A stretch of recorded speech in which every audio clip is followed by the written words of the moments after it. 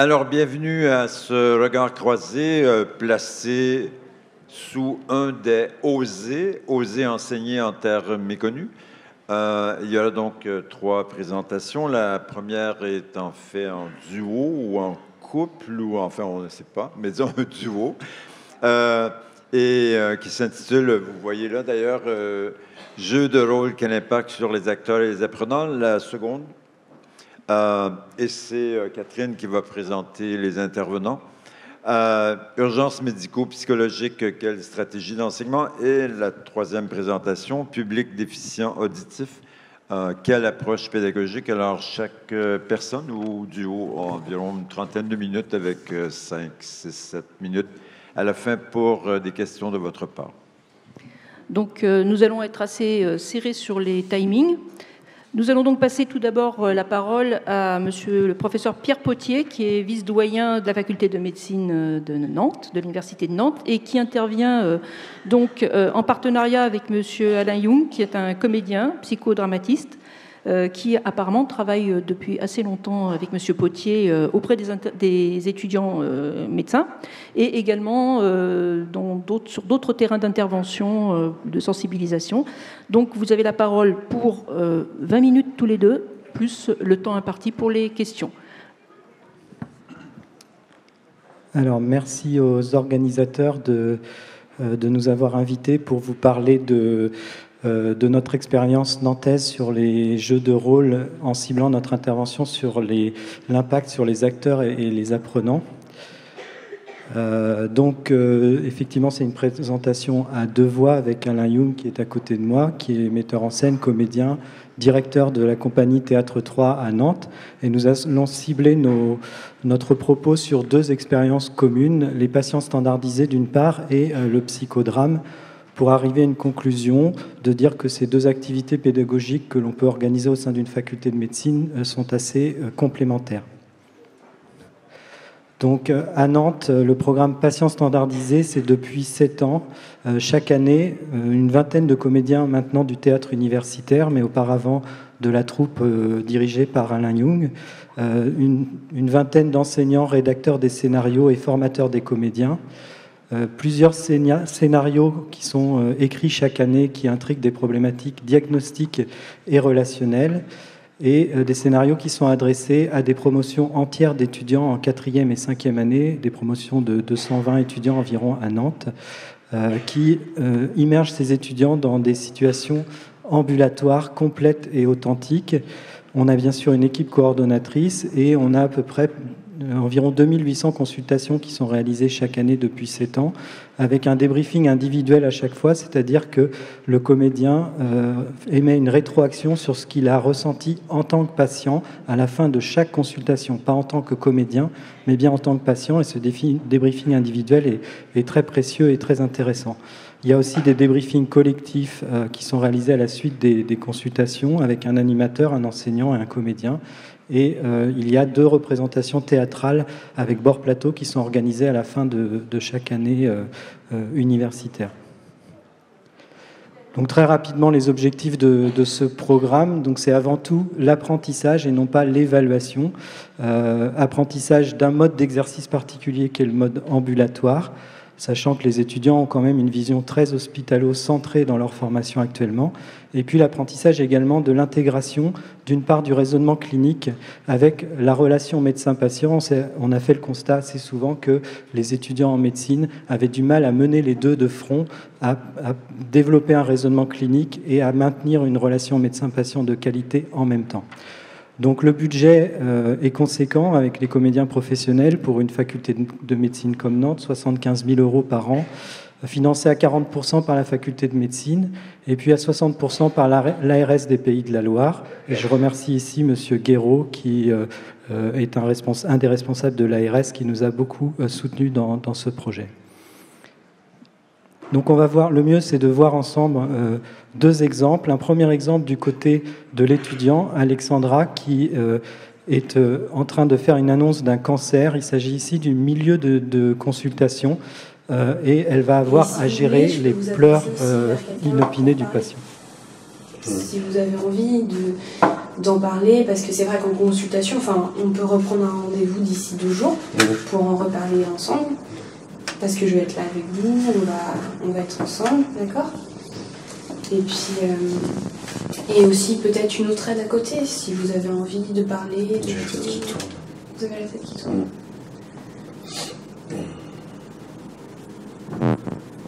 Je sais que c'est pas facile ce que je vous annonce, mais je préfère vous en parler maintenant, qu'on prenne en charge la chose, d'accord? Qu'on mette les traitements en place rapidement pour pouvoir faire en sorte que vous alliez mieux aussi, d'accord? Que vous perdiez pas autant de poids, que vous soyez moins douloureux, d'accord? Je veux de toute façon que la douleur s'en aille. Oui, voilà, je comprends. C'est pas quelque chose d'évident, d'accord? Donc on va être ensemble, je vais vous aider, on va se revoir, d'accord? Comme ça, si vous avez des questions, parce que là c'est un peu... Oui, là je suis un peu... Voilà, donc voilà, d'accord? On va prendre rendez-vous avec votre cancérologue, aller le revoir, voir avec lui les différentes options, donc peut-être, en fait...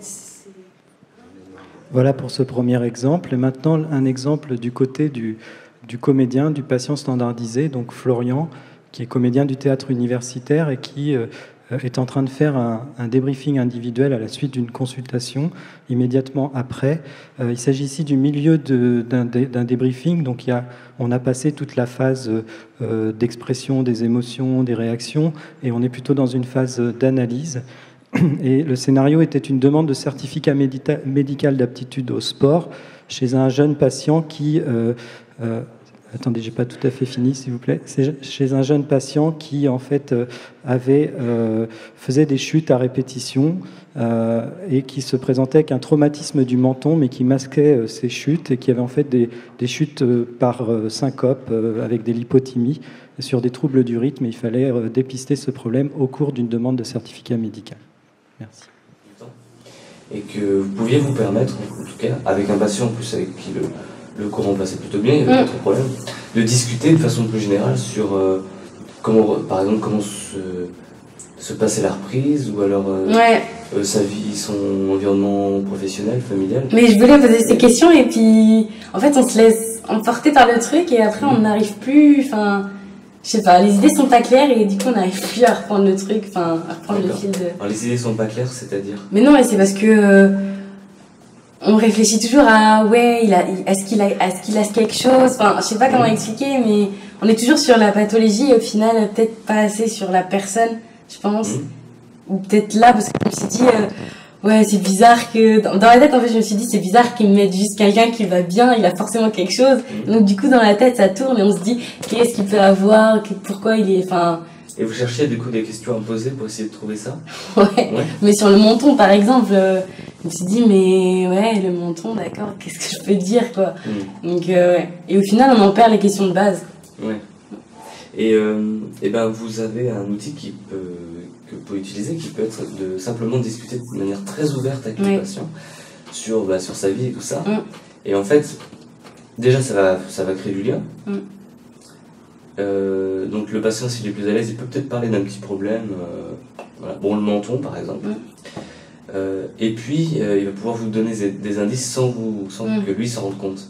C'est-à-dire que vous allez un peu mieux comprendre le contexte, etc. Par exemple sur le menton, vous savez pas trop comment c'est arrivé.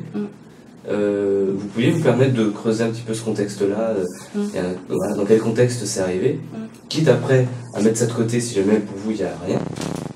En tout cas, vous serez sûr qu'en partant, par rapport à la chute, il n'y a rien, il vous a tout dit, tout est clair pour vous. Donc, alors l'impression que j'ai, c'est que vous êtes un peu laissé embarquer dans le patient qui va bien, etc. Et c'est vrai que le patient a l'impression d'aller bien, donc au final... Mais c'est vrai que votre rôle, il est peut-être... en tout cas, vous avez le pouvoir de vous mettre un peu à distance et de remettre tout en perspective pour voir un petit peu ce qu'il y a. Mais voilà, donc c'est peut-être une question de détail. Parce que sinon, après, je trouve que vous êtes plutôt accueillante, avenante, et donc sur la relation... en tout cas, aux patients que j'étais, il n'y a aucun problème là-dessus. Il vous reste une consultation après. Ouais. Quel objectif vous pouvez vous fixer pour essayer de... Comme vous avez dit, essayer d'un peu plus creuser sur la vie même du patient, de la personne, pour essayer de voir, d'essayer de faire un peu plus la discussion, quoi, et de prendre le temps de poser les choses. Voilà, donc ces deux exemples illustrent ce qu'on peut faire avec des patients standardisés, notamment ce débriefing individuel après les consultations qui est très précieux. Il y a d'autres profils de patients simulés qu'on peut utiliser pour la formation médicale. Ils sont listés ici. Ce serait trop long de les reprendre les uns après les autres. Et ces patients peuvent être des patients dits standardisés si on souhaite vraiment une reproductibilité des situations d'un étudiant à un autre, notamment à des visées d'évaluation. Et puis, on s'arrange dans ce cas-là à ce que le même tableau clinique soit donné par les comédiens pour chaque étudiant, sous réserve, bien entendu, que l'étudiant pose les bonnes questions et réalise les bons gestes d'examen physique, parce que sinon, il va être embarqué sur une autre piste. Et là, le comédien va le laisser partir sur cette piste-là. On parle plutôt de patients simulés lorsque on ne cherche pas cette reproductibilité dans les situations et qu'on laisse le comédien assez libre de raconter son histoire.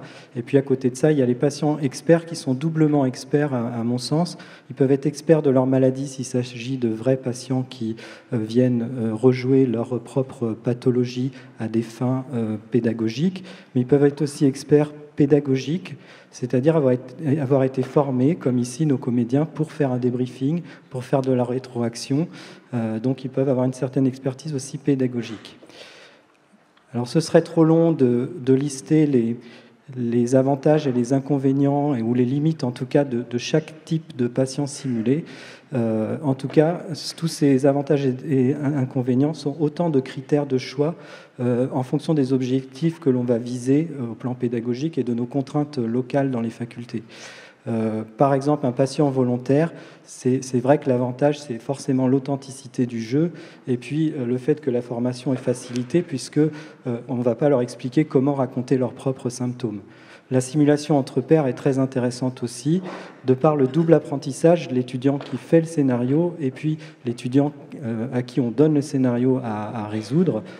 Et puis aussi, et c'est trop souvent négligé, je dirais, l'impact du retour qui peut être fait entre pairs, qui, je pense, est très puissant sur le plan des apprentissages, car quand c'est une personne très expérimentée qui fait un retour, ça a quelquefois moins de valeur que quelqu'un du même niveau qui fait un retour, et ça, je pense qu'il faut qu'on s'en serve beaucoup. Pour ce qui est des comédiens professionnels, le gros point positif, c'est le fait de pouvoir varier la variété des personnages que l'on peut avoir avec des profils psychologiques que l'on peut faire varier pour un même tableau clinique. Et ça, c'est vraiment le plus qu'ils apportent, avec aussi leur capacité d'improvisation et d'adaptation au comportement du médecin, ce qui fait que, bien que les symptômes soient les mêmes, en fait, aucune consultation ne se ressemble in fine à la fin. Donc, quelques témoignages, puisqu'on devait parler du vécu des étudiants sur les jeux de rôle. Donc, quelques témoignages des étudiants sur ces patients standardisés. Donc, vous les lisez comme moi, ça responsabilise, ça me révèle. On construit notre future technique médicale. Sur le débriefing individuel, avoir un retour du patient sur notre entrevue qu'on n'a jamais l'habitude d'avoir dans la vraie vie. Jamais personne ne va vous dire quand on sort de la chambre « j'ai pas aimé votre façon de palper mon ventre ». Comparer les points de vue avec le comédien et s'apercevoir finalement qu'on n'était pas si nul que ça et qu'ils sont très différents entre ce qu'on a ressenti et ce que le comédien a observé, et se former à l'extra-hospitalier, notamment, qui ressort beaucoup également. Donc là, je vais laisser la parole à Alain pour nous parler du vécu du côté des comédiens de cette méthode pédagogique.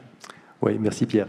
Alors, juste sur l'histoire entre deux métiers qui se rencontrent, le métier de l'acteur et le métier des médecins, et il y a beaucoup de découvertes, hein, notamment les médecins voient les comédiens travailler et les comédiens voient les médecins travailler. Et du coup, ça leur donne une vision, de la médecine différente et l'autre du travail du comédien différent aussi. Alors, ce qui se passe aussi, c'est quel impact ça a sur la vie des comédiens. Sachez que les comédiens peuvent jouer 100, 200, 300 fois un patient qui peut avoir un cancer en phase finale. Donc ce n'est pas sans incidence sur, leur jeu d'acteur, c'est-à-dire qu'ils apprennent à chaque fois à faire tout sauf l'ennui, c'est-à-dire qu'ils doivent être capables de se renouveler à chaque étudiant.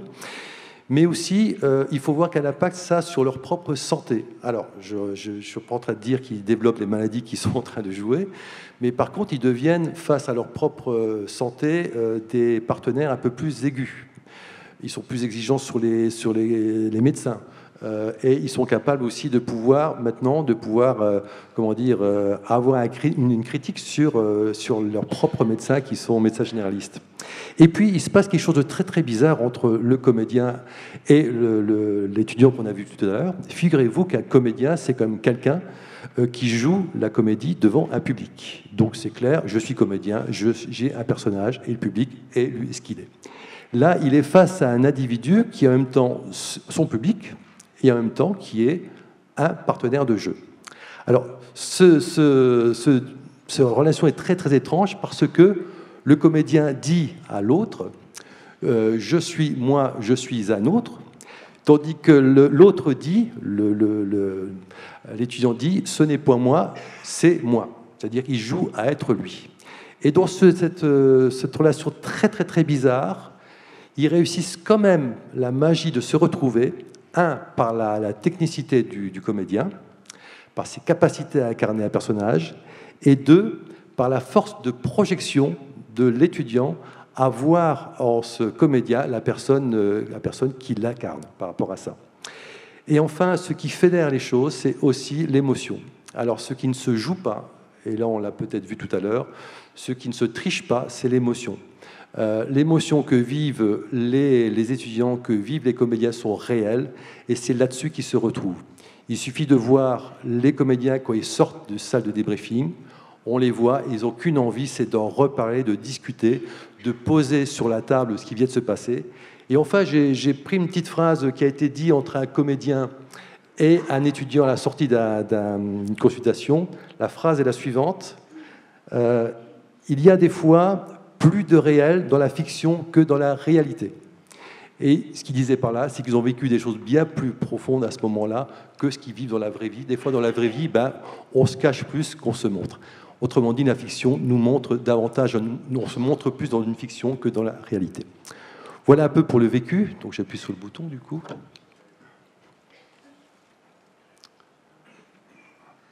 Voilà. Alors, il y a des termes qu'on emploie souvent entre psychodrame, jeu de rôle et simulation. Je ne vais pas vous donner une définition, mais amener 2-3 éléments peut-être là-dessus. Simplement pour dire qu'il faut bien qu'on se mette d'accord sur le psychodrame, c'est l'art et la manière de mettre en scène sa vie intérieure. À partir de là, il y a différentes façons de mettre en scène sa vie intérieure.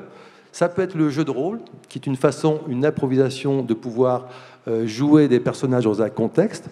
Mais ça peut être aussi ce qu'on appelle un tableau vivant, c'est-à-dire le psychodrame, c'est aussi l'art et la manière de se positionner les uns par rapport aux autres. Ça peut être des apartés, ça peut être des techniques du double, il y a des tas de techniques qui nous permettent de faire du psychodrame. Mais ce que je voulais venir, c'est le jeu de rôle. Figurez-vous que le jeu de rôle, revenons juste sur le mot du rôle, on a l'air de connaître tous ce mot-là, mais l'origine du mot rôle vient d'un terme qui veut dire rouleau de parchemin dans lequel est écrit un texte. Alors, si on prend cette définition du rôle, c'est tout à fait intéressant. Notamment, est-ce que, du coup, il y a deux façons d'envisager le texte, ce que je suis. Soit je vais suivre mon texte, dans ce cas-là, je suis un acteur qui joue une situation, soit je suis quelqu'un qui va créer la situation. Et dans ce cas-là, je me dis, les choses ne sont pas forcément écrites, comme Diderot dans Jacques le Fataliste, où tout serait écrit, mais que peut-être le rôle du psychodrame nous apprend justement à être dans l'action, et c'est l'action qui fait qu'on va pouvoir écrire des choses. Et c'est juste pour dire qu'à la faculté de médecine, il semblerait, monsieur le vice-doyen, que le rouleau qui est écrit est énorme, c'est-à-dire qu'on assène aux étudiants à savoir une connaissance, une pratique, et ils doivent un peu suivre ce gros rouleau, si je peux me permettre. Et ce qu'on essaie de faire grâce au psychodrame, c'est de peut-être leur donner l'idée qu'ils ont peut-être des choses aussi à écrire. Et dans le travail de recherche du médecin, d'aller voir là où c'est inconnu, il est peut-être important de se dire qu'on a cette capacité-là. Je pense que le psychodrame nous permet cette ouverture-là par rapport à ça. Et enfin, un terme qu'on emploie souvent, c'est le mot simulation. Alors le mot simulation, c'est une façon de créer ou de recréer un événement pour une expérimentation. Alors, on peut le faire par des moyens techniques, moyens que vous connaissez bien, genre mannequin ou simulateur de vol. Et on a testé au CHU de Nantes la technique de dire on va mélanger psychodrame et simulation avec les mannequins, par exemple, qui simulaient donc ou un accidenté ou un accident, un AVC. On avait adjoint des comédiens qui jouaient le conjoint du mannequin et les médecins devaient interagir entre ce mannequin mais aussi le conjoint qui était là et qui visiblement pouvait soit être aidant à la situation, soit pas trop aidant. Et en fin de compte, la simulation est un moyen de pouvoir aborder ces questions d'expérimentation. Voilà, je crois que j'en ai terminé pour ce débat-là. Je pense que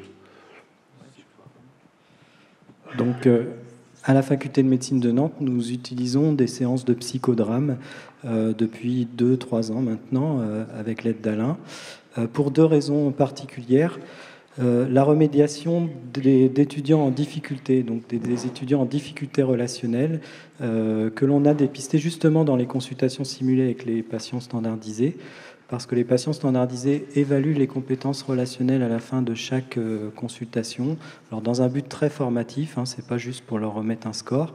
Et en tout cas, quand on constate que certains étudiants ont des difficultés et que même le constatent aussi et qu'ils sont d'accord, on leur propose des séances basées sur le psychodrame pour essayer d'améliorer leurs compétences relationnelles avec le patient. Et puis plus récemment, c'est devenu, les séances de psychodrame sont devenues un enseignement optionnel à la faculté de médecine de Nantes, officiel, institutionnalisé, pour tout étudiant qui souhaite perfectionner la relation médecin-patient. Donc je vais vous raconter une petite histoire. L'étudiante protagoniste, j'ai mis étudiante parce qu'avec l'histoire du débat sur la grammaire inclusive, j'aurais mis étudiant, on aurait mieux de mettre à eux, etc. J'ai mis l'étudiante protagoniste. Il s'agit en effet d'une étudiante qui, lors d'une séance comme ça, est devenue protagoniste de son histoire. Elle est devenue l'héroïne de son histoire. Elle a dit « je vais vous raconter une histoire ». Du coup, qu'est-ce qu'elle a fait? Elle nous a raconté une histoire, elle nous a dit où ça se passait, quand ça se passait. Elle a choisi dans le groupe certains, ce qu'on appelle en psychodrame des égos auxiliaires, qui vont incarner des personnages qui interfèrent dans son histoire. Et elle va leur expliquer ce qu'ils vivent, comment ils vivent, quels rapports ils ont les uns entre eux. Et ils vont commencer à raconter cette histoire, à la vivre. Ensuite, ça, elle va montrer grâce au jeu le monde tel qu'elle le vit. Je vais montrer le monde. Et le groupe va lui-même, par ses compétences, par son expérience, va justement agir sur ce monde-là, essayer de le reconstruire. Et là où la chance est tout à fait intéressante, elle arrive à ce moment-là. On arrive à la diapo suivante, si tu veux bien, merci. Voilà. On a une chance, c'est que au psychodrame, on peut refaire le monde. Alors on dit bien, des fois, on ne refait pas le monde, mais si là, on le refait. Une fois qu'on a ce monde-là, on va profiter de l'expérience des uns et des autres pour recréer les choses et mettre ses compétences au service de la scène. Vous savez, je ne sais pas si vous vous souvenez de ce film « Un jour sans fin ». Vous vous souvenez de ce film-là? Vous savez, c'est l'histoire d'un personnage qui revit tous les jours la même scène. En gros, chaque jour, il revit la même scène. Alors, il fait des erreurs, il aggrave les erreurs, il en fait des nouvelles, il expérimente des choses nouvelles, mais quoi qu'il arrive, de jour en jour, il est de plus en plus meilleur et compétent par rapport à sa vie. Et ben, c'est un peu ce qui se vit. Dans ces moments-là où on a joué une scène, on peut la jouer 1 fois, 2 fois, 3 fois. On refait, on essaye, on se trompe, on bâtit quelque chose, on déconstruit, on reconstruit, et finalement, à chaque fois qu'on rejoue, on est meilleur à chaque fois. Et tout ça pour dire qu'au départ, cette étudiante dont je vous parle, elle a commencé à nous dire « je ne sais pas si je vais continuer à faire la faculté de médecine ». Et en gros, ce qu'elle disait, je vais fuir le monde parce que je n'ai rien à faire dans ce monde-là. Et figurez-vous qu'en ayant construit les choses et en refaisant les choses, elle nous a dit à la fin du psychodrame, finalement, ce que je vais faire, c'est peut-être partir dans le monde pour faire la médecine. Et enfin, tout ça pour dire que comment une étudiante devient héroïne de son histoire. Et en gros, elle est passée d'une histoire subie à une histoire qu'elle a choisie. C'est peut-être à ce moment-là, peut-être toute l'indifférence qu'il peut y avoir, je pense. Merci. Alors, on termine sur les 2 dernières diapositives. Donc, quelques témoignages d'étudiants sur le vécu de ces séances de psychodrame telles que vient de vous les décrire Alain. Donc, pour les étudiants, c'est une des premières expériences de travailler ensemble, trouver comment s'en sortir quand il n'y a pas de réponse idéale. Et puis, la co-construction de problèmes, donc construire à plusieurs une solution à un problème qui est individuel au départ, par la répétition, comme l'a dit Alain. Apprendre à créer une dynamique de groupe, et c'est important en médecine, disent-ils, car on est assez seul pendant nos études. Une des seules expériences de travail en équipe pendant notre formation, là on est en premier et en second cycle, il y en aura d'autres après. Rejouer la scène plusieurs fois permet d'élaborer une solution et non pas des hypothèses de solution, c'est-à-dire qu'on propose une solution et on vérifie si elle fonctionne et on regarde tout de suite son effet. Et puis des éléments qui sont plus liés à la confiance, à l'estime de soi. J'ai moins peur des silences, je les utilise comme un outil de communication. Je me sens plus à l'aise dans la relation. J'étais resté sur un sentiment d'échec et j'ai vu les autres à ma place. Ça m'a appris et ça m'a rassuré. Donc en conclusion, 2 méthodes basées sur les jeux de rôle utilisées à la faculté de médecine de Nantes, les patients standardisés, le psychodrame, qui sont complémentaires, qui peuvent être utilisés autant en formation initiale et continue, mais qui n'ont pas les mêmes tout à fait objectifs, les mêmes utilisations. Les patients standardisés, on est plus dans l'application des connaissances, la genèse des compétences, et puis leur évaluation, mais très formative, leur amélioration au fur et à mesure. Le psychodrame, on est plus sur la co-construction d'une solution, l'apprentissage du travail en équipe, et puis la remédiation pour les étudiants en difficulté. Je vous remercie pour votre attention.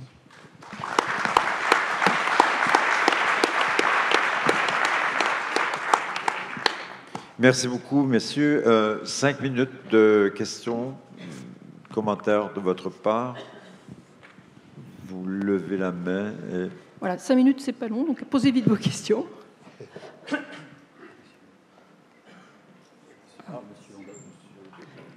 Au milieu, là.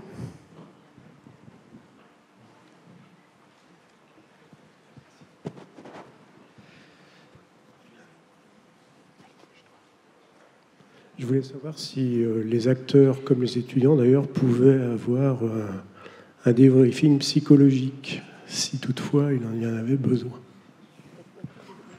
Alors, du côté étudiant, oui, il y en a parfois besoin. On leur en propose, ne serait-ce que la dernière série qu'on a faite en novembre.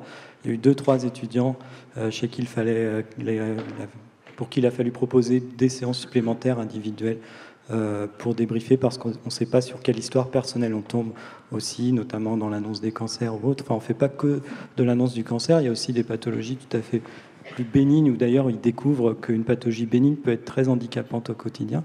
Mais c'est vrai que du côté étudiant, oui, il y a quelquefois besoin de rajouter d'autres séances de débriefing derrière. Pour les comédiens, pour les acteurs, oui, il y a un directeur d'acteur, il y a un metteur en scène, oui, on fait ce travail-là avant et après. Et ça parle beaucoup au théâtre aussi, on fait ce travail-là, mais en effet, on le fait, tout à fait. Je dirais même, on fait ce qu'on appelle au psychodrame, c'est le déroulage. C'est-à-dire que quand les comédiens ont interprété des situations difficiles, des gens qui étaient en fin de vie, on faisait un déroulage. Donc c'est toute une technique pour signifier qu'ils se débarrassaient de ce rôle-là. C'est essentiel. Vous devez connaître, j'imagine, ces questions-là. Une question au fond.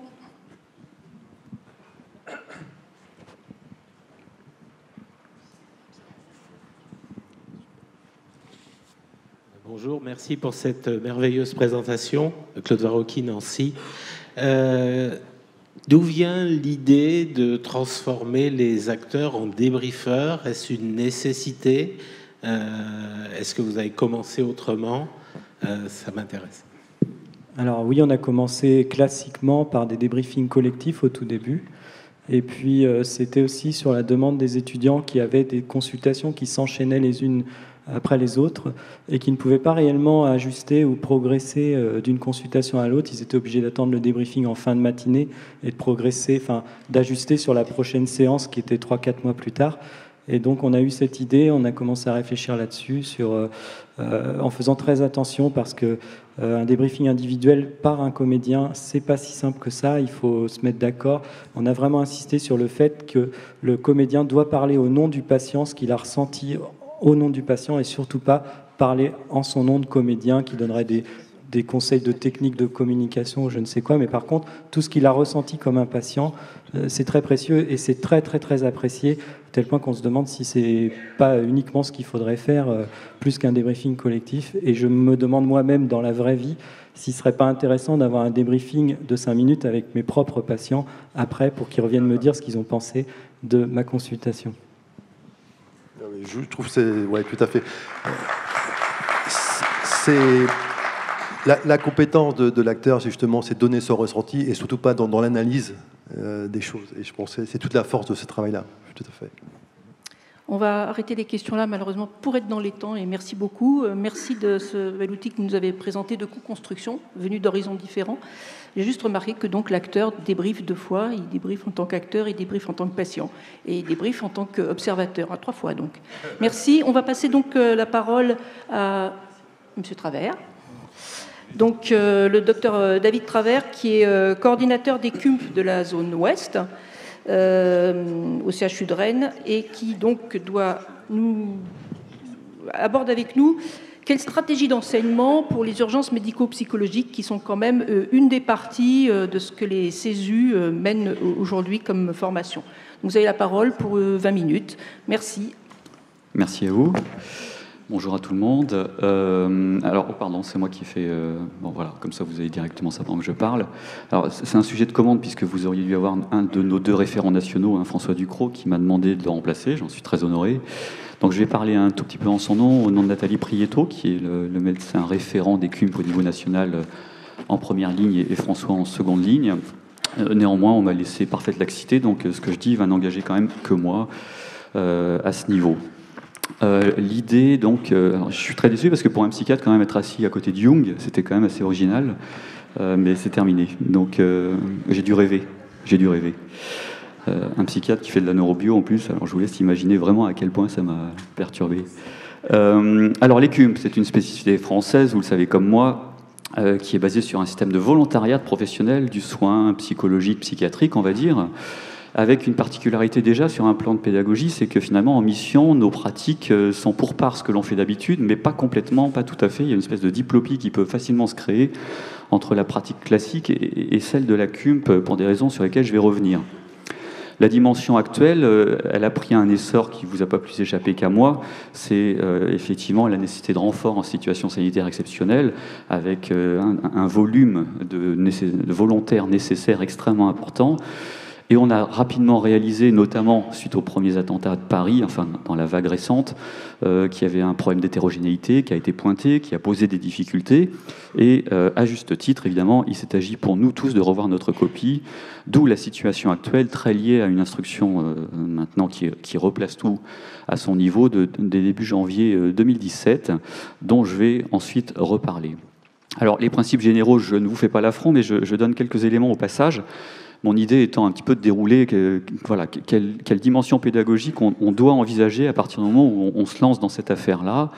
La définition, elle considère évidemment les situations nécessitant l'intervention des CUMP, avec un petit flou artistique quand même sur le grand nombre de victimes ou la susceptibilité d'entraîner d'importantes répercussions psychologiques, ce qui fait évidemment que le périmètre du champ d'intervention, il est assez complexe à définir, et d'ailleurs, on voit bien, en fonction des CUMP au niveau national, que le déploiement sur des plus petites situations que les SSE sont extrêmement hétérogènes, déjà, d'un département à l'autre, pour des raisons de mode de pensée de cette fameuse définition. Par ailleurs, donc, les missions, très clairement, et là on est tous d'accord, elles sont d'abord de ne pas laisser les blessés psychiques sans soins, mais aussi de délester, le terme n'est pas très élégant, le réseau de l'urgence dite somatique, je déteste cette dichotomie, mais c'est ainsi que c'est écrit, des blessés psychiques. Et ça, c'est extrêmement important. Il s'agit par ailleurs, en fait, ensuite, de faire notre travail. Et là, j'ai envie de dire, c'est un petit peu le boulevard, puisque c'est de prendre en charge des états aigus, de repérer évidemment des états de vulnérabilité, pour pouvoir ensuite les surveiller, les accompagner, et préparer donc l'après-crise, et le retour dans le circuit de soins plus classique des dispositifs de santé mentale. Les populations sont évidemment les victimes, les impliqués, mais aussi, on en parle de plus en plus, et je pense que vous serez d'accord avec moi, l'ensemble des intervenants soignants et non soignants qui se retrouvent notamment dans les situations sanitaires exceptionnelles complexes, comme les attentats. Je pense par exemple, pour prendre des exemples très concrets, les chauffeurs de taxi autour de la mairie du 11e à Paris, les gens qui, sur Nice, se sont retrouvés à amener les victimes jusqu'à l'entrée des hôpitaux, les agents d'accueil qui n'étaient pas du tout prévus pour ce genre de situation. Donc on a aussi cette mission. On a vraiment des spécificités, je pense, quand on y réfléchit. J'insiste un tout petit peu, mais d'abord, il s'agit de volontaires. Et d'autre part, en plus, il s'agit de gens qui ont des fonctions différentes, puisqu'il y a médecins, psychologues, infirmiers, parfois aides-soignants, et désormais aussi secrétaires, pour lesquels il s'agit d'avoir une formation relativement globale, pour des raisons sur lesquelles je reviendrai à la fin, que je peux annoncer déjà, mais de capacité quand même à voir ce qui va se passer arriver, ce qui évidemment protège d'autant mieux, ou d'autant plus, autant que faire se peut, des problématiques éventuellement post-traumatiques. Un petit problème qui n'est pas très politiquement correct, mais qui est une réalité absolue en France, c'est qu'à partir de là, on se heurte à une autre difficulté, c'est l'hétérogénéité quand même importante de la pratique psychiatrique en France, qui est pointée, c'est pas de moi, hein, ça a été pointé notamment par des rapports ministériels, par des audits. On est quand même un petit peu en difficulté à présenter déjà une manière relativement harmonisée, pour être gentil, de la pratique psychiatrique. Donc c'est déjà une problématique sur un plan pédagogique. La prise en charge des patients, ok, mais alors une autre particularité, c'est qu'on prend aussi en charge beaucoup de gens qui ne sont pas malades et probablement qui ne le seront pas non plus. Donc c'est quand même là, pour le coup, par rapport au réseau de soins plus classique, quelque chose d'assez particulier qu'il faut envisager en termes d'objectifs pédagogiques pour que les gens puissent suivre la pratique et bien la dérouler. L'autre spécificité, c'est qu'il y a clairement non, justement je retire, une zone peut-être de partage entre la psychiatrie générale et la dimension traumatique, avec certes des spécificités du trauma pour les gens spécialisés en termes de clinique, en termes de diagnostic, en termes de prise en charge.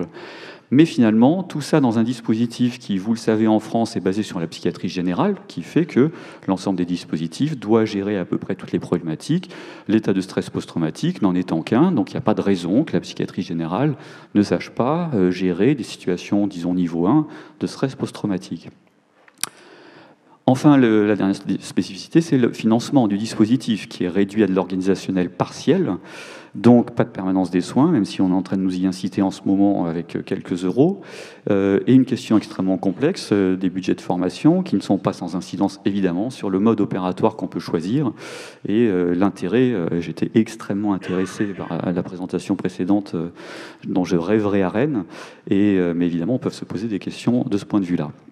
Juste une toute petite parenthèse sur cette histoire de spécificité du fait que nous voyons des gens qui ne sont pas forcément malades. Finalement, l'avantage, c'est que le réseau de soins psychiatriques est habitué, puisqu'il s'intègre dans la santé mentale, et que dans la santé mentale, certes, il y a les troubles psychiatriques, qui est notre cœur de métier, notamment en tant que discipline médicale, mais il y a aussi, il ne faut pas l'oublier, dans l'émission, la question d'une souffrance psychique, des états intermédiaires, éventuellement résolutifs spontanément, sans nécessiter forcément d'intervention thérapeutique au sens médical du terme. Donc finalement, le dispositif psychiatrique, il est relativement déjà habitué à avoir les gens malades et des gens éventuellement en situation intermédiaire, voire des gens qui ne seront jamais malades au sens médical, c'est-à-dire critériologique du terme, puisqu'avec d'autres acteurs, on fait partie de la santé mentale. Si je continue avec les spécificités du dispositif, la question aussi, c'est que l'on est en dispositif transitoire. Donc il s'agit de former les gens à une intervention ponctuelle et à savoir passer la main. C'est extrêmement important. À savoir passer la main vers quoi ? Vers du général, des soins généraux ou psychiatriques. Et quand on fait la passation vers du soin psychiatrique, savoir passer vers du soin psychiatrique général, ce que je disais précédemment, ou vers des consultations ultra spécialisées avec un énorme problème de ressources, d'accès, d'hétérogénéité sur le territoire. Bref, c'est pas du tout pour tout le monde. On a aussi des spécificités qu'il faut envisager sur le plan pédagogique. C'est le fait que nous avons des outils de prise en charge particuliers par rapport à la pratique classique. Les entretiens individuels ne se corrèlent pas exactement avec des entretiens psychiatriques classiques, et les techniques de diffusing, débriefing et de groupe, excusez-moi, il manque ça, ne sont pas des pratiques courantes en psychiatrie générale pour le tout venant en termes de troubles de l'humeur, troubles psychotiques, etc. Enfin, il s'agit de penser cette formation avec notre maillage qui désormais est très clairement identifié en départemental, régional avec les coordonnateurs régionaux. J'aperçois celui de la région au 3e rang, et enfin zonal par-dessus, mais tout ça en termes de coordination uniquement, pas du tout en termes d'autorité. Enfin, les spécificités de notre dispositif, elles sont à prendre en compte dans des questions de formation et d'outils à utiliser. C'est que, vous l'apercevez là, il y en a besoin d'énormément de ressources lorsqu'il s'agit d'intervenir, et particulièrement en situation sanitaire exceptionnelle, comme les derniers attentats, ou alors, j'aurais pu l'ajouter, pour notre dernier déplacement, la catastrophe climatique qui a eu lieu aux Antilles. On parle de centaines de volontaires, on parle de déploiement sur plusieurs semaines, ce qui est peut-être relativement discutable, mais c'est un autre débat. Et donc, on est obligé d'envisager l'utilisation de ce qui est désormais installé, des renforts zonaux, qui sont, c'est assez conceptuel, des gens qui ne se connaissent pas, qui doivent se regrouper pour avoir une même pratique avec un coordonnateur qu'ils découvrent à l'occasion, et qui partent à un endroit qui n'est pas du tout chez eux et dans une situation sanitaire exceptionnelle. Donc il s'agit vraiment d'envisager la formation de ce point de vue-là pour pouvoir au mieux gérer les situations. Donc finalement, par rapport à tout ce que je vous disais, les enjeux, c'est l'homogénéité absolument nécessaire d'une formation à plein niveau.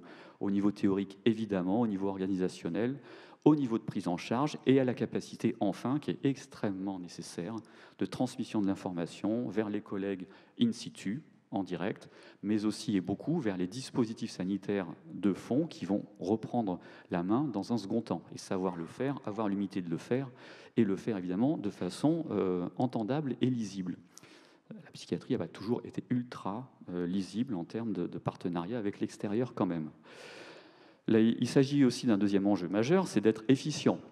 Et là, on a un autre problème, je trouve, en termes de formation, parce qu'on doit former beaucoup de monde. Les volontaires, il y en a beaucoup, éventuellement. Hein. Moi, j'en ai 80, 90. À l'échelle de la zone de mémoire, on doit frôler les 600, 700. Eh bien, il s'agit de former beaucoup de gens à quelque chose qui se passe très peu souvent et pour lequel eux-mêmes seront très peu sollicités, puisqu'on n'utilise qu'une partie des volontaires chacun. On les fait tourner, mais on mixe à chaque fois des gens qui ont l'habitude avec des gens qui ont moins l'habitude, etc. Donc ça pose une vraie question, je trouve, pédagogique, qui est d'enseigner des choses avec, après, une utilisation peu fréquente de la chose, alors qu'on doit être ultra efficient les rares fois où on la pratique. Il s'agit évidemment, par ailleurs, d'envisager l'hétérogénéité fonctionnelle des volontaires, psychos, infirmiers, médecins, psychiatres, et évidemment d'être en capacité de fonctionner, y compris dans des conditions très particulières où on n'est absolument pas avec ses repères habituels. Il s'agissait, dans les enjeux évidemment de la formation, d'être lisible, je l'ai déjà dit, je le rappelle, de gérer évidemment des demandes de plus en plus fortes qui nous font aller de plus en plus et de plus en plus en nombre sur des situations. Et enfin, je terminerai d'ailleurs tout à l'heure avec ça, avec la question de savoir prendre en charge, je pense, c'est vraiment un tournant actuel, les impliqués professionnels au-delà de la population générale. Alors ça, je passe très rapidement, ne vous inquiétez pas. C'était juste pour vous rappeler une chose importante en termes de pédagogie, vu le titre quand même du Sympo, c'est qu'en fait la psychiatrie, j'espère que je ne surprends personne dans la salle, peut s'enseigner absolument comme tout le reste de la médecine. C'est pas plus compliqué. On est dans une vieille vision extrêmement bizarre où on serait avec un savoir absolument inconnu, à moitié hermétique, on tape la discute une demi-heure, on a une idée brillante, on dit 3 trucs, les gens sont guéris. Pas du tout. En fait, on fait un entretien standardisé, diriger vers des buts qui sont de cocher et décocher des symptômes, regrouper en syndrome, faire un diagnostic, avoir une prise en charge. On ne discute pas, on cherche des symptômes qui, je vous le conseille, ont une sémiologie particulière puisqu'ils passent par la parole, l'attitude, les comportements et quand même des fois aussi des signes somatiques, certains l'oublient, mais on est strictement dans cette situation-là. Et vous le voyez si vous parcourez l'écran, le trauma, il a effectivement clairement des définitions cliniques relativement cernables en termes d'examen sémiologique classique. Donc, la première question qui était « est-ce qu'on peut enseigner ça ?» La réponse est oui, c'est très simple, d'autant qu'en plus, finalement, les états en question, on les cerne extrêmement bien, en tout cas dans les grandes lignes, sur le plan des différentes catégories nosographiques que ça peut représenter en termes de stress aigu et de stress post-traumatique, avec, pour chacun, des éléments syndromiques extrêmement clairs. Donc, je ne vais pas vous les lister, ça n'a aucun intérêt, c'était juste pour essayer de vous prouver à quel point je n'étais pas en train de vous mentir. Et donc, l'enseignement de ce point de vue-là, de mon point de vue, n'est pas particulièrement problématique. Les états de stress post-traumatique, en plus, finalement, c'est une maladie mentale, certes, mais une maladie tout court comme les autres, qui a des déterminants multiples biopsychosociaux relativement classiques, une dimension de stress-vulnérabilité individuelle, là aussi très classique en termes de maladie, des facteurs de risque identifiés. Bref, transmettre ces compétences à la plupart d'entre nous, y compris hors soins sanitaires, ne me paraît pas relever d'une gageure énorme. Vous voyez, on est comme tout le monde en capacité de pouvoir discerner un certain nombre d'éléments. Avoir la couche cognitive, pour parler actuelle, autour de tout ça, paraît tout à fait envisageable simplement. On a créé des référentiels nationaux, je vous le disais dans le contexte post-parisien, notamment critique par rapport, qu'on entend parfaitement et qui ont été parfaitement reconnus par tous, d'hétérogénéité et de difficulté de lisibilité. Ces critères ont permis de faire des référentiels de prise en charge d'une part, je n'en parlerai pas évidemment, mais aussi de formation, avec quelques questions qui ne sont pas réglées. C'est comment optimiser ce déploiement, et là je pense que je parle à des experts bien plus que moi-même je ne le suis, autour de l'optimisation du déploiement aux échelles départementales, régionales, zonales. Quelle optimisation des ressources ultra nécessaires humaines pour faire ces formations, et la question aussi de la fréquence, pour les raisons que j'ai déjà données, notamment de faible pratique des volontaires. Le référentiel, il existe, il est téléchargeable autant que vous le voulez sur Internet. Il est assez clair, il a défini 5 grandes catégories d'éléments, de la théorie à la pratique. Charge pour nous de les décliner, sachant que désormais, l'inscription des volontaires aux listes de l'ARS est soumise à la validation par le coordonnateur de cette dimension, de toutes ces dimensions et de cette formation de 2 fois 2 jours. Les outils, pour terminer avec ça, eh bien, la problématique de l'apprentissage, elle existe en psychiatrie, et pour tout ce qui est noté là, vous imaginez l'intérêt extrêmement fort que j'avais à écouter tout ce qui a été dit précédemment. On est effectivement peut-être avec quelques difficultés de repérage de la sémiologie psychiatrique, mais j'insiste, avec un raisonnement médicalisé, les choses se cadrent relativement bien. Après, évidemment, il y a l'enjeu, comme toujours, mais c'est vrai en médecine tout court, je trouve, de la technique d'entretien dirigée, et non pas évidemment de l'attente que les choses tombent par miracle, avec la nécessité d'être très dirigiste, mais aussi très adaptable en temps réel. Ça, c'est pas nouveau. Ce qui est peut-être particulier en termes d'objectifs pédagogiques dans les CUM, c'est la part beaucoup plus importante laissée à la phase de verbalisation spontanée d'expression émotionnelle, qui fait partie notamment de l'ampleur thérapeutique de l'intervention CUMP, qui ne correspond pas du tout au canon classique de l'intervention en psychiatrie, en tout cas pas massivement.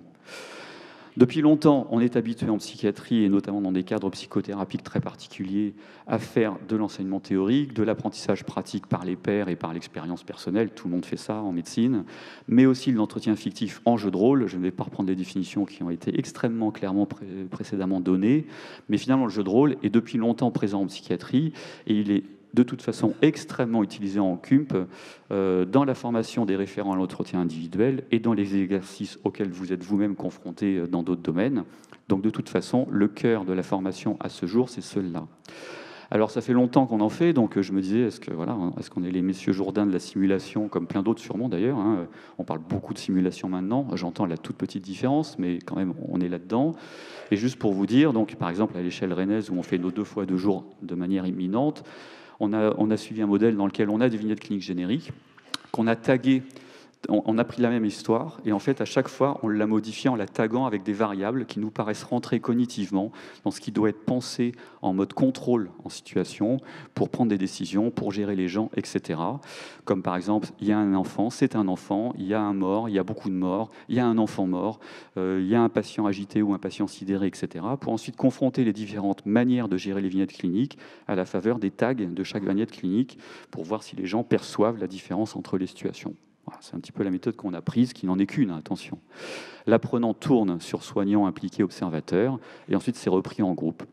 Une question se pose, je vais la passer évidemment vu ce qui vient d'être présenté auparavant, l'intérêt à la participation d'acteurs, avec une difficulté que moi j'ai trouvée à une autre époque où j'ai fait ce qui est à gauche, c'est-à-dire des vignettes vidéo là, strictement descendantes, avec des acteurs qui étaient en face de moi pour présenter les vignettes. C'est l'apprentissage de la sémiologie psychiatrique qui passe aussi par des questions de mimique, de troubles du cours de la pensée, etc., qui peuvent un peu complexifier cet apprentissage. Enfin, il y a l'intérêt d'un dispositif immersif, réalité virtuelle. Alors, pas que pour faire réalité virtuelle comme d'habitude, mais parce que la VR a quand même l'intérêt, je trouve, pour l'avoir beaucoup utilisé et testé dans un autre système que je vous montre en bas, qui est un simulateur de situation de patients en souffrance de schizophrénie, d'hallucinations et de troubles cognitifs, que ça marche relativement bien en immersion sur le plan émotionnel, notamment avec l'environnement. Par contre, évidemment, ces outils, à ce jour, en tout cas si on n'y met pas des millions d'euros, sont très compliqués à utiliser pour une approche interactionnelle en temps réel. C'est pas du tout souple.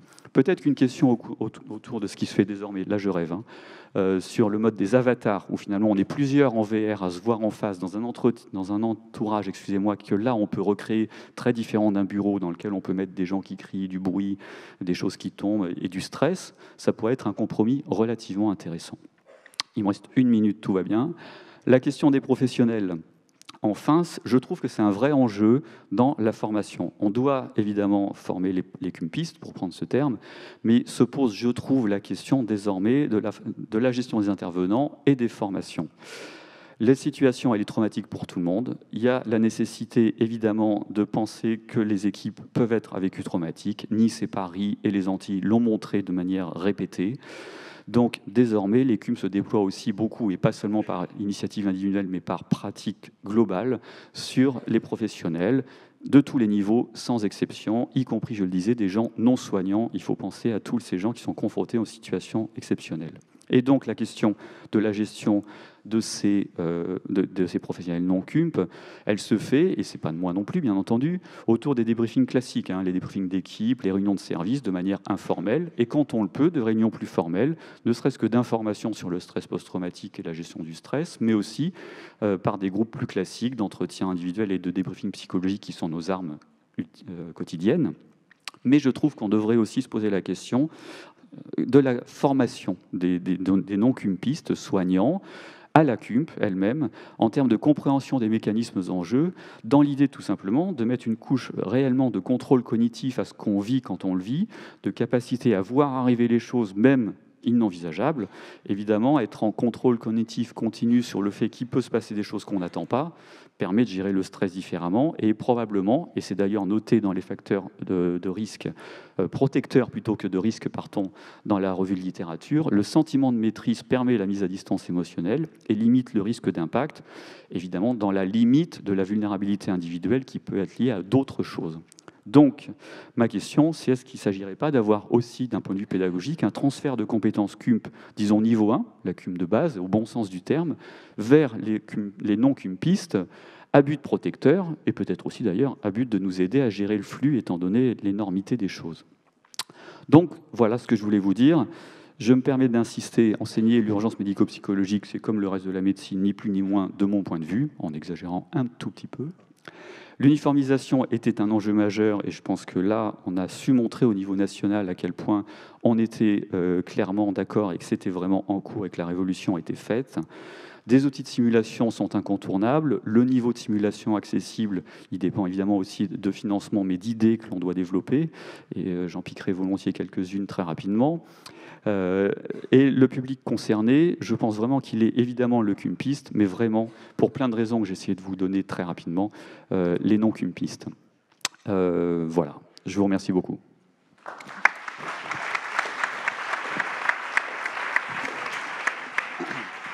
Merci beaucoup. C'est facile d'être modérateur avec vous. Nous sommes tranquilles. 5 minutes également de questions. Voilà. La parole est à vous.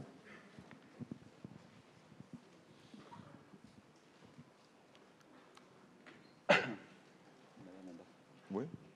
Quelqu'un devant la deuxième rangée.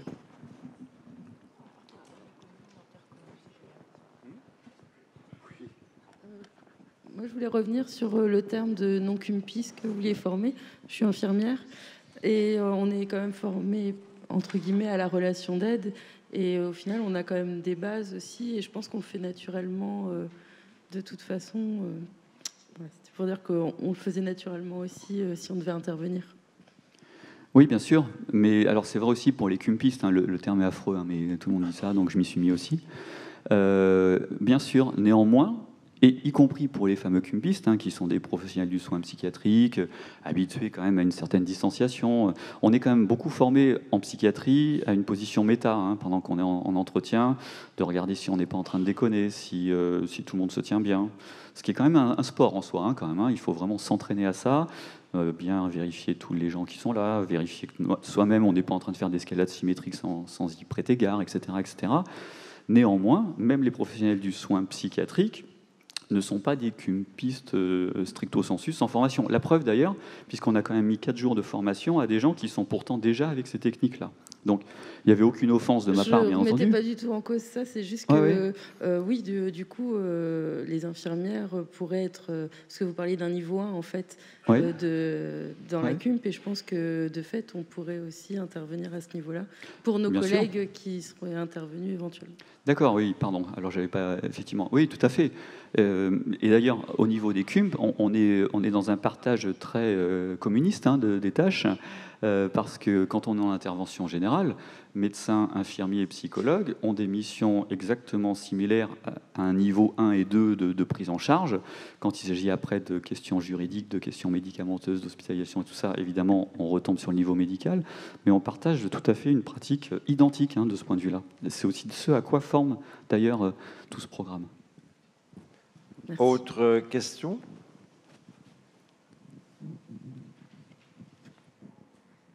Je ne vois pas.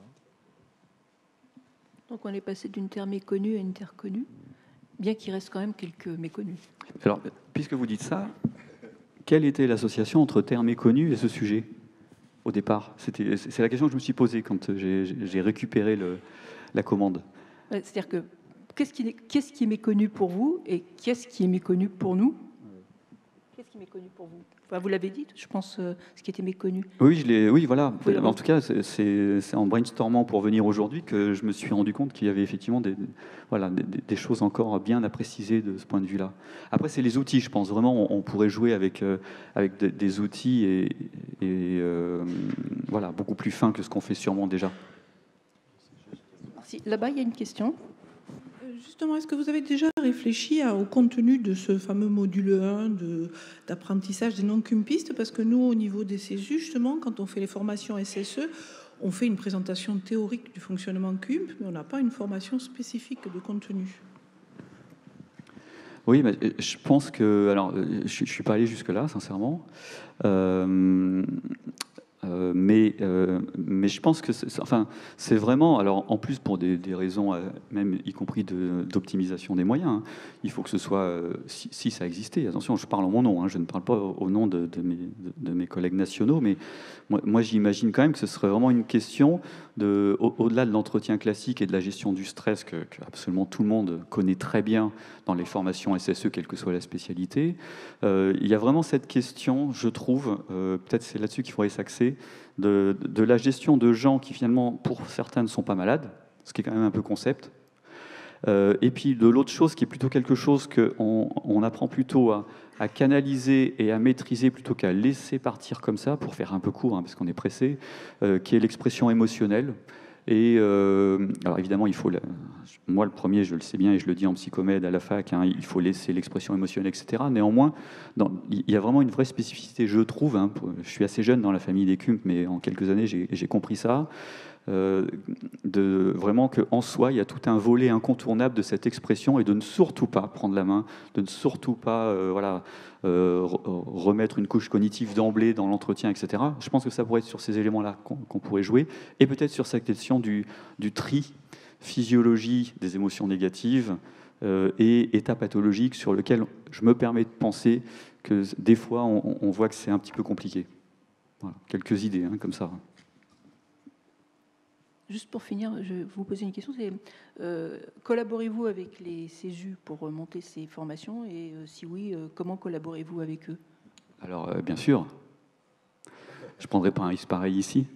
Non, je suis quand même capable de me rendre compte où je suis quand je parle. Mohamed n'est pas là, je ne pense pas, je ne le vois pas, mais il y a peut-être des gens du CESU, de mon CESU, entre guillemets, dans la salle. Je les ai aperçus tout à l'heure, mais ils doivent être ailleurs, parce que moi, ils me connaissent. Oui, on collabore beaucoup, mais plutôt à ce jour, effectivement, sur la valence plutôt des dimensions psychiatriques quand ils ont besoin. Mais effectivement, pour être tout à fait honnête avec vous tous, et je vais partir en cours ensuite, sur la formation actuelle de la CUMP, là, on s'est engagé, c'est une première, on l'a fait en interne et on n'est pas dans le cadre du CESU. Ce qui, au niveau national, d'ailleurs, est extrêmement hétérogène à ce jour, j'ai l'impression, pour l'instant. Mais avec l'idée, clairement, que de toute façon, il va falloir que ça s'intègre. Vraiment. C'est prévu, en fait. Merci. Je pense qu'on va arrêter. Donc, merci d'avoir été complètement dans les temps.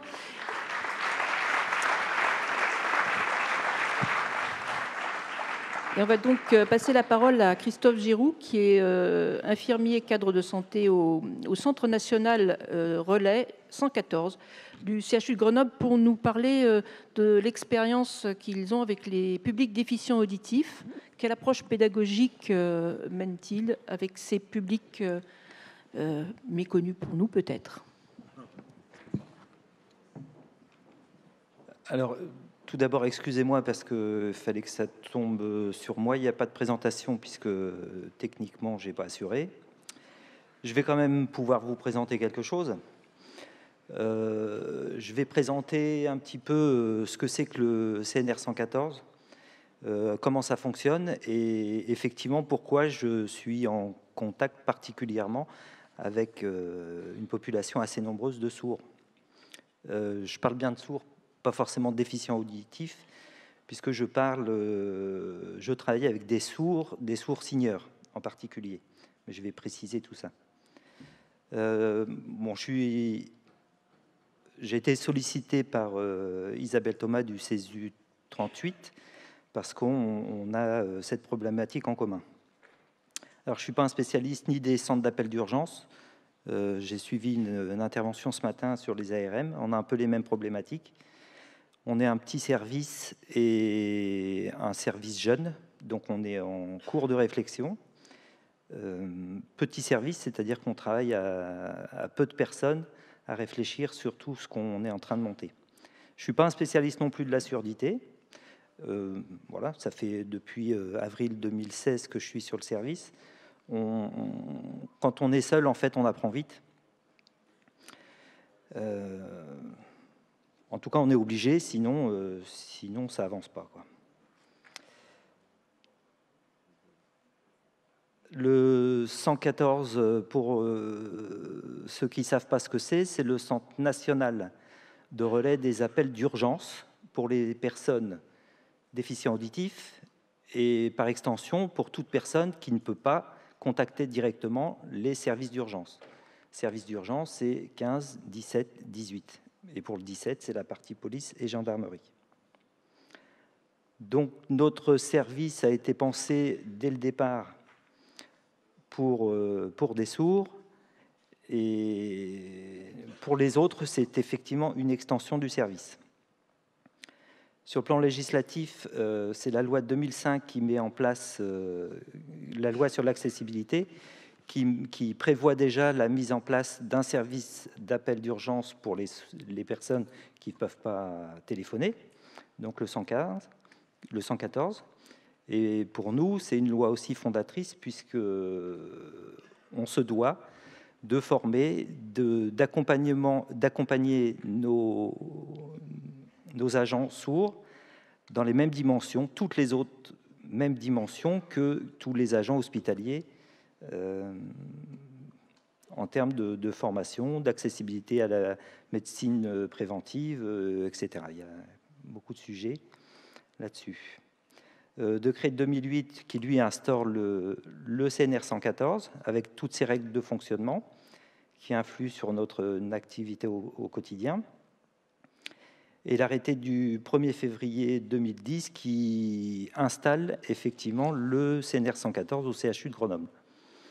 Dès le départ, effectivement, ça a été pensé comme un service qui doit être attaché à un centre hospitalier où il y a un centre 15 et en plus une unité d'accueil pour les sourds.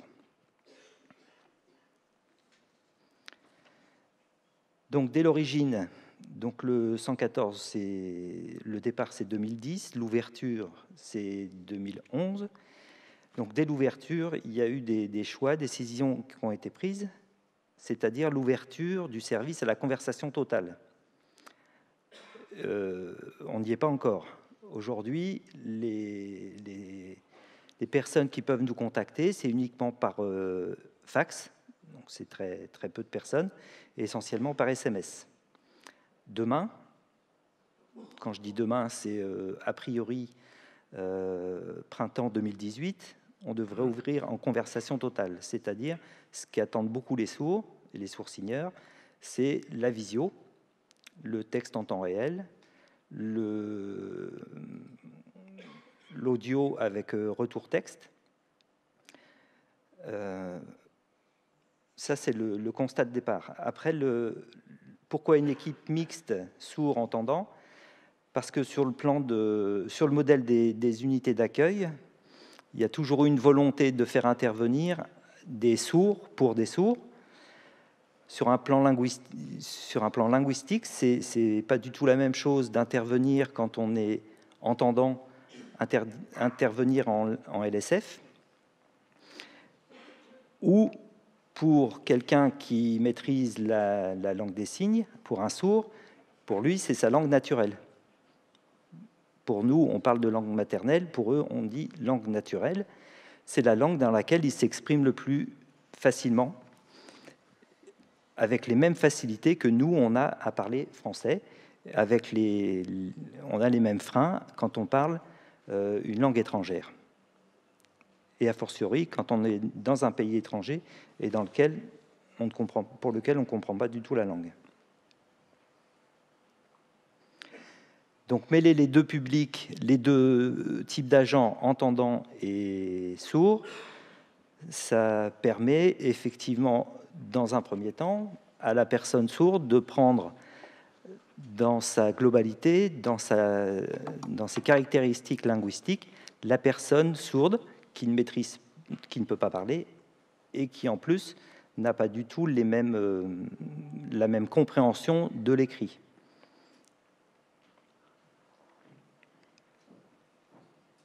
Dans une langue naturelle, on a une capacité à reformuler qui n'existe pas pour quelqu'un pour qui ce n'est pas une langue naturelle. Personnellement, je peux peut-être donner une explication un petit peu en anglais, en allemand, mais reformuler si la personne ne comprend pas, je vais être rapidement à court de vocabulaire, à court d'idées.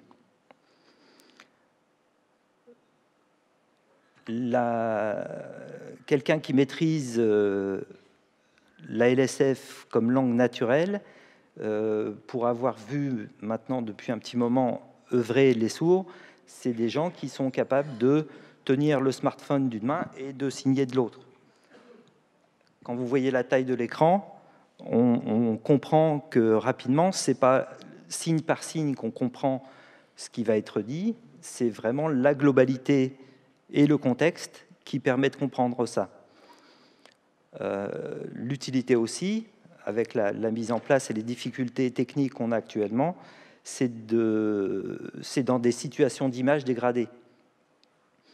On ne maîtrise pas du tout les flux, on ne maîtrisera pas demain non plus la qualité des flux vidéo qui vont arriver sur la plateforme.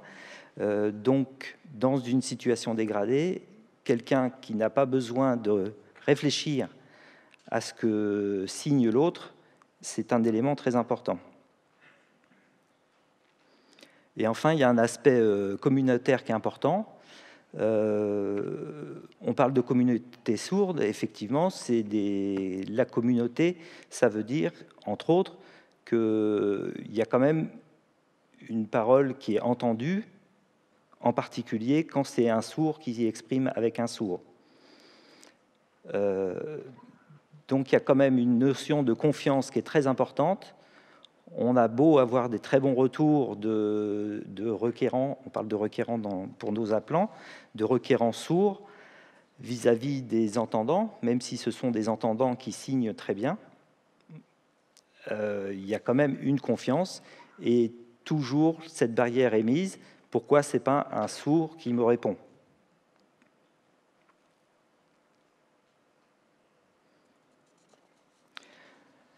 Alors bien sûr, ça répond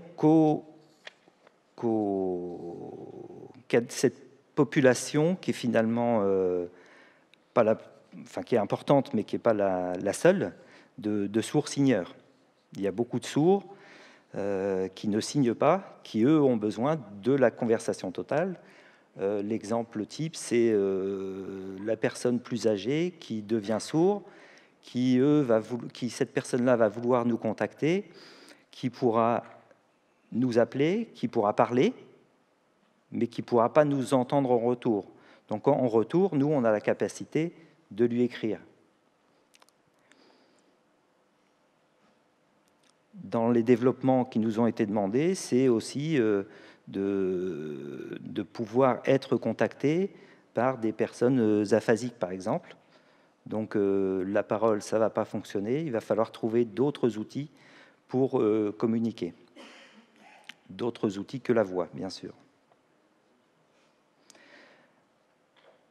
Pour comprendre toujours le fonctionnement, c'est donc comment ça marche. Donc quelqu'un va nous appeler. C'est une personne sourde en priorité qui va répondre. Donc elle va prendre tous les éléments que prennent par ailleurs les ARM en général. Donc une localisation, l'identification de la personne, une qualification en termes d'urgence absolue. Si c'est du 15, si c'est du 17, du 18. Une fois qu'elle a dégroupé tout ce travail-là, qu'elle a fait tout ce travail, la personne sourde va transmettre le dossier à l'agent niveau 2, qu'on appelle niveau 2, qui lui va appeler un effecteur, que je vous ai déjà cité. Donc pour prendre ces appels, que ce soit les agents sourds ou les agents entendants, doivent avoir les mêmes types de connaissances, donc en termes dans tous les domaines de prise en charge, que ce soit de la sûreté, de la santé, reconnaître les urgences, connaître les typologies, alors les typologies de départ réflexe, etc. Ne sont filtrés, c'est-à-dire ne sont pas relayés uniquement les erreurs, les tests. On fait beaucoup de tests avec tous les services qu'ils demandent, les centres 15, les 17 et les 18 essentiellement. On ne transmet pas les appels malveillants, autant les garder pour nous. Voilà, tout le reste est relayé. Les urgences relatives, les conseils médicaux, etc., etc. Et les moyens à mettre en œuvre derrière restent toujours de la responsabilité de l'effecteur lui-même. Ce n'est pas le 114 qui dit on envoie un SMUR ou on envoie l'hélico ou on envoie une équipe cynophile sur tel endroit. Voilà pour le fonctionnement.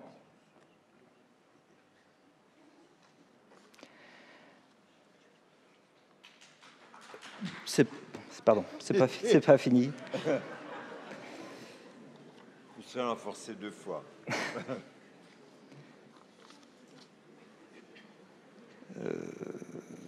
Voilà. Donc, quand je suis arrivé dans le service, il y avait une période de latence où il y avait plus d'encadrement, donc ça fonctionnait un petit peu en roue libre. Donc moi j'ai observé et rapidement donc on m'a fait remonter certains besoins et donc en particulier des besoins de formation. Il y a eu, je pense, à peu près 1 an sans formation, donc sans secourisme, sans LSF pour les entendants, sans formation incendie, c'est tout bête, mais c'est des formations qui sont obligatoires pour les agents hospitaliers et tout ça c'était mis en stand-by. Les agents, quand ils arrivent sur le 114, ont ce qu'on appelle, nous, la formation initiale. Donc une formation à un certain niveau médical. Tous les agents, a priori, arrivent sans connaissance médicale du tout. mais aussi la connaissance de nos effecteurs. Donc on a des interventions par les pompiers, les policiers, les gendarmes. Ils vont sur place, ils font de l'écoute, de la double écoute et de la triple écoute avec les interprètes pour les sourds. Ils bénéficient, pour certains ont bénéficié déjà, c'est toujours en cours, d'un diplôme universitaire agent 114, et certains avaient déjà bénéficié de la FGSU. Donc deux agents sourds, je parle des sourds, avaient bénéficié de la FGSU. Donc quand je suis arrivé, c'était le dispositif le plus facile à utiliser pour continuer à ce qu'ils soient formés. Et c'est à ce moment-là qu'on a effectivement commencé cette aventure de formation en secourisme et de la FGSU en particulier pour les sourds. Au moment où je suis arrivé, il y avait 2 agents formés, 2 agents non formés. Donc là, j'ai commencé effectivement, on a commencé à mettre en place. Donc effectivement, j'ai pris contact avec le CESU. On n'a pas levé de difficultés particulières, si ce n'est qu'effectivement, un sourd dans un groupe d'entendants hospitaliers, il manque quand même une dimension. Voilà. Donc c'est celle des interprètes. On a la chance dans le service de bénéficier d'interprètes. Donc il a fallu effectivement les faire accompagner ces agents par des interprètes. Donc la difficulté, quand on arrive sur un service, comme je vous disais, je ne suis pas du tout un spécialiste du monde des sourds. Donc les questions très rapides qui se sont posées, c'était qui s'occupe de la commande des interprètes, qui les paye. Voilà, c'est des questions qu'on a gérées au fur et à mesure. Les interprètes, c'est un service important, mais qui est coûteux. Donc, comme on a une unité d'accueil, effectivement, on a pensé à mutualiser l'utilisation des interprètes au moment de la FGSU. Donc, on a essayé de mutualiser. Donc ça a été pour notre première expérience. La formation s'est déroulée sans mes agents, puisque malheureusement, il y en a une qui est partie. La deuxième était en arrêt de maladie, donc il n'y a qu'une personne de l'unité d'accueil qui a pu bénéficier de cette formation. La deuxième étape, ça a été il y a 1 an, recrutement de 2 personnes sourdes. Et donc on a fait la formation initiale, le DU rapidement, et s'est posé la question de la FGSU. Donc à ce moment-là, on avait 4 agents à former au 114. On a pris contact avec le CESU, mais maintenant on sait ce qu'on doit faire, et les uns et les autres.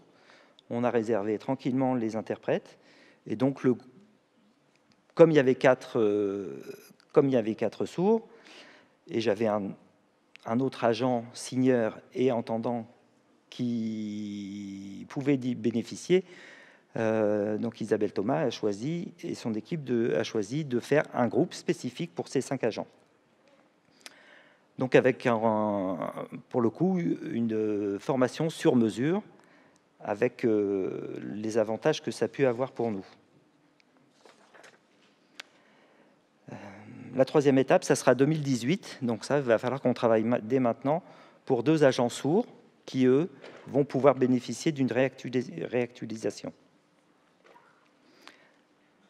Donc la question va être effectivement de savoir si on remonte un groupe particulier pour le 114 ou si ces 2 agents, on les intègre dans un groupe hospitalier avec d'autres agents.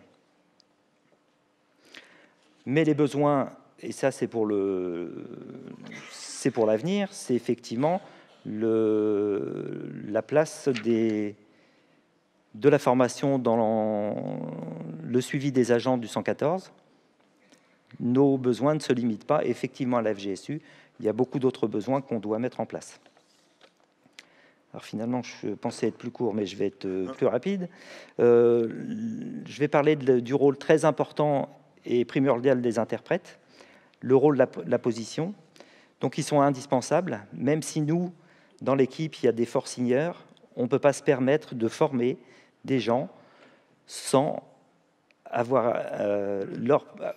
proposer des interprètes diplômés.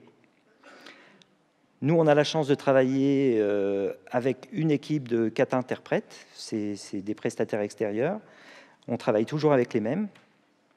Donc eux, c'est des interprètes diplômés qui ont des valeurs professionnelles, d'exigence, d'engagement, de communication, de coopération, et surtout qui respectent la déontologie de leur métier. C'est-à-dire le secret médical, ça, nous, on sait tous ce que c'est pas toujours évident à l'extérieur. Ça veut dire que pour les groupes de formation, tout ce qui se dit en groupe reste dans le groupe, c'est-à-dire que moi, je n'ai pas de retour de la part des interprètes sur le fonctionnement du groupe. Par ailleurs, je ne pose pas de questions sur les questions particulières. La fidélité aux propos, ça veut dire que tout est interprété. Si à un moment dans la formation, on se dit on mange où ce midi, l'interprète va dire on mange où ce midi. Donc voilà, c'est important parce que on sait, quand on parle à un sourd, que tout ce qu'on va lui dire va être interprété, répété. Tout.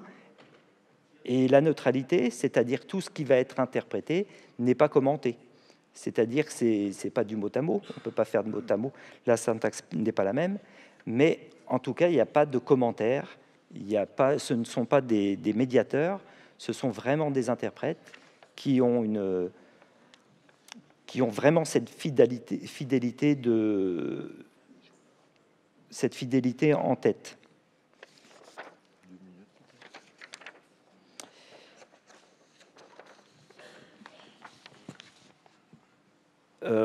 Des petits trucs tout simples pour les formateurs qui travaillent avec des interprètes et sur un public sourd, c'est effectivement, il faut adapter le rythme. Le rythme, c'est-à-dire que quand on simule un geste, un massage cardiaque ou autre, dans un premier temps, le sourd va regarder l'interprète. Suivant ce que vous dites, c'est d'abord le regard sur l'interprète. Ensuite, il faut s'arrêter, faire le geste. À ce moment-là, la personne sourde va pouvoir vous regarder. Dans ces limites, à part ces limites-là, il n'y a absolument aucune limite, ni de compréhension, il n'y a aucun frein à ce qu'on peut expliquer effectivement. La gestuelle est très importante. Dans la langue des signes, il n'y a pas que le signe qui est important, il y a les mouvements du corps, les mimiques du visage, donc tout est important. Donc il est important aussi pour le formateur de regarder les gens qui sont formés, les sourds qui sont formés. Après, il faut savoir un petit peu se placer quand on est formateur, quand on intervient. C'est effectivement, dans l'idéal, c'est l'interprète est derrière vous, donc vous allez l'entendre. Par contre, c'est pour être dans l'axe visuel. Alors, on me demande de conclure, je conclus. Mais votre train arrive. Oui, je sais, oui, je sais. Alors, former les sourds, oui, c'est une nécessité. Sinon, si je ne forme pas les sourds, on rentre dans la discrimination. Ça demande une démarche très volontariste, le rôle du cadre et de l'encadrement en général. C'est une énergie importante. L'accessibilité, c'est une nécessité, ça ne peut pas être contourné. Des moyens qui doivent être anticipés. Effectivement, en termes de budget, nous, on prend tout sur le budget du 114, mais bon, il n'y a pas de raison. Normalement, il y a des choses qui devraient être imputées sur un fonctionnement comme pour tous les autres agents. L'entente avec le CESU, pour moi, elle est primordiale. Les interprètes, l'anticipation de la prise en charge, les interprètes aussi vont solliciter le CESU pour connaître le contenu, pour pouvoir se préparer. On a des besoins spécifiques, je l'ai déjà dit, je ne reviens pas dessus. Pour moi, c'est important de pouvoir mixer les populations, et les sourds et les entendants. Il y a l'aspect culturel qui est important, mais l'inclusivité est aussi très importante. Montrer qu'on peut communiquer vivre ensemble. Ça permet effectivement l'ouverture aussi. Et puis la conclusion de la conclusion, on peut aller encore plus loin, c'est-à-dire il existe des formateurs sourds aux gestes d'urgence. Je pense qu'on peut aller plus loin. Donc voilà, former des sourds à être formateurs, les groupes mixtes, j'en ai parlé.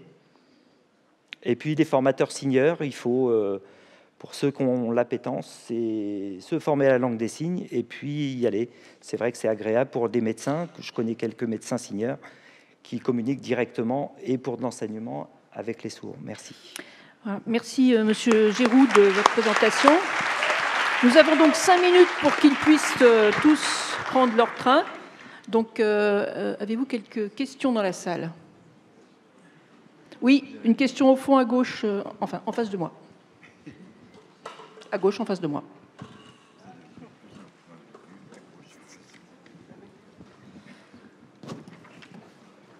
Il peut y avoir un micro assez vite.